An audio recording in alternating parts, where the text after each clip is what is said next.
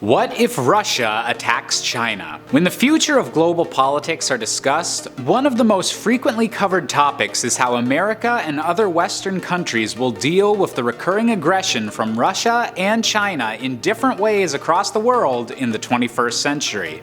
But a question that doesn't often get posed is what would happen if Russia decided to turn its back on years of stability between the two nations and launched an attack on China?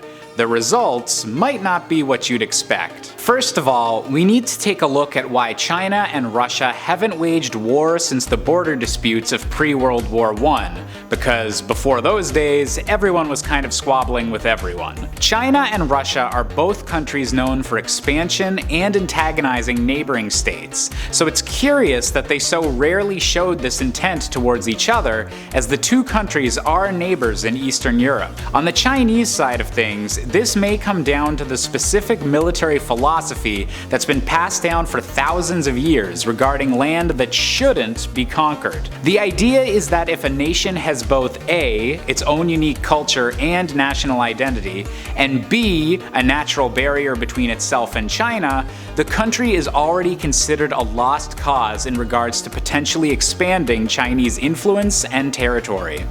The idea is that if a country might have strong reasons for maintaining independence and their own identity, a revolution against the Chinese is inevitable, and any natural barriers such as mountains, an ocean, or impassable terrain means that China would have an increasingly hard time holding on to control in such a region if an uprising ever did occur. The Chinese military would see America's invasions of both Vietnam and Iraq to be examples of why invading such countries are bad investments. Even if victory or gains might be achieved at first, maintaining those gains will eventually get more and more difficult until you're dealing with a lost cause. So, for this reason, China has never attempted to expand into Russia during the 21st century. Not even counting the usual never invade Russia in winter advice, the dual threat of the Mongolian desert and the Altai Mountains in between the two countries means that maintaining control of Russia would be an incredibly difficult task. As for Russia's perspective, attacking one of their biggest communist allies during any of the Cold War would have been beyond foolish, and even after the collapse of the Soviet Union, have stayed on good terms with China. Attacking would be disrespecting a crucial ally against America and the rest of the West, and likely wouldn't end well for Russia anyways. You see, while Russia is often talked about as if it's the most notable enemy on the world stage, with its attempted hacks into the democratic process in America being a key example, its military might compared to China's is actually a little bit questionable. In terms of active military units, Russia currently only has 1,014,000 on-duty personnel at the moment, compared to China's 2.2 million, over doubling that. This gap in force becomes even wider when you consider that at least half of Russia's conscripted ground forces are not currently located in Russia, but are stationed throughout the Northern, Baltic, and Black Sea fleets and other areas of interest to Russia across Europe and the globe. Meanwhile, China's population itself is literally 10 times that of Russia, meaning if a war ever began to drag out, they would have far, far more forces that could be additionally conscripted compared to Russia's reserves.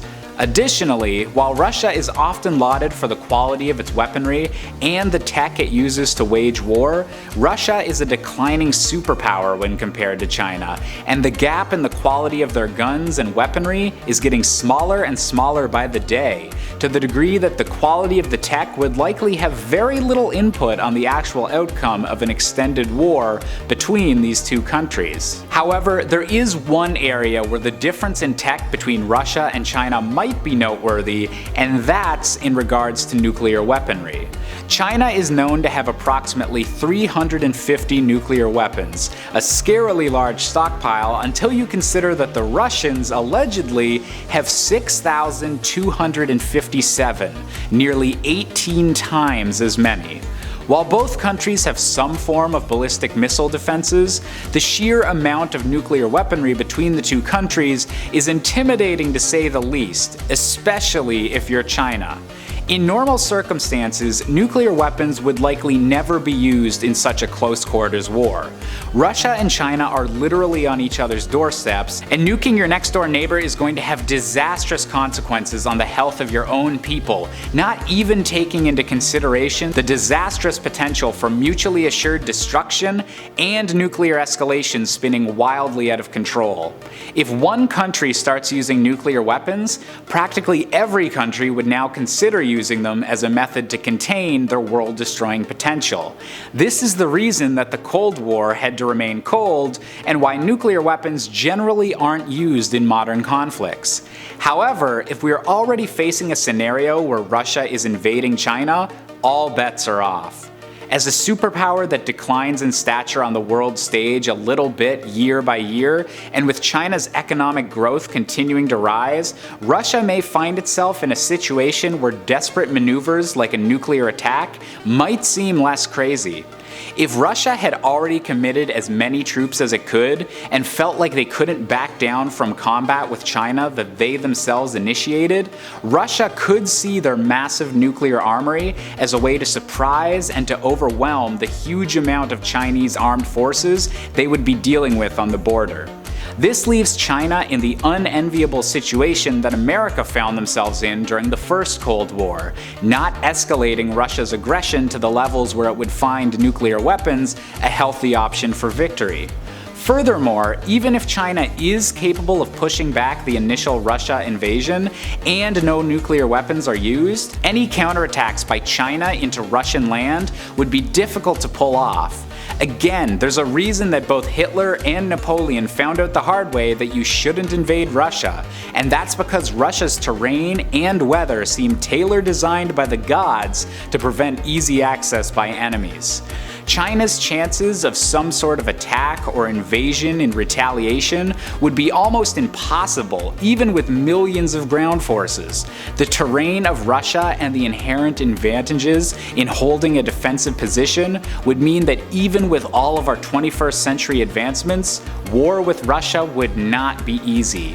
All the while, if both Russia and China were focused on themselves and attacking one another, this would give the United States of America an opportunity to assess the situation and decide whether intervention is necessary, or if letting two of America's current enemies fight each other winds up being better for America in the end anyways. All in all, if Russia decided to attack and invade China, it would be one of the most surprising events in modern human history, and completely change the face of global politics.